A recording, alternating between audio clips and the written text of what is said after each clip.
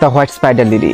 The ইশকি হাকিকি থিওরিতে এটা বলে যে যদি আপনি আপনার প্রিয়তমাকে এই হোয়াইট স্পাইডার লিলি ফুল উপহার দিন, তাহলে অবশ্যই খেয়াল রাখবেন যেন স্পাইডার লিলির এই লম্বা পাপড়ি অবশ্যই অক্ষত থাকে এবং আপনার প্রিয়তমার গা ছুঁয়ে ফেলে। ইশকে হাকিকি, যার অর্থ হচ্ছে অপ্রার্থী প্রেম।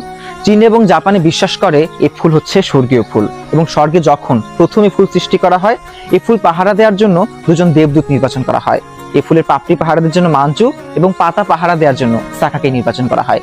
তবে ঈশ্বরের কঠোর নিয়ম ছিল তারা কখনোই একে অপরের সাথে দেখা করতে পারবে না। মানে যখন পাপড়ি জাগবে তখন পাতা ঘুমাবে, যখন পাতা জাগবে তখন পাপড়ি ঘুমাবে। তবে তারা একে অপরকে না দেখেই তাদের প্রেমে পড়ে যায় এবং একদিন গডের নিয়ম ভঙ্গ করে তারা একে অপরের সাথে দেখা করে এবং গভীর প্রেমে আবদ্ধ হয়, যাতে গড ক্ষিপ্ত হয়ে যায় এবং তাদেরকে পৃথিবীতে প্রেরণ করে। সাথে অভিশাপ দেয় তারা সারা জীবন পৃথিবীতে মানুষ হয়ে জন্মাবে, একে অপরের প্রেমে পড়বে, কিন্তু কখনো তাদের মিলন হবে না।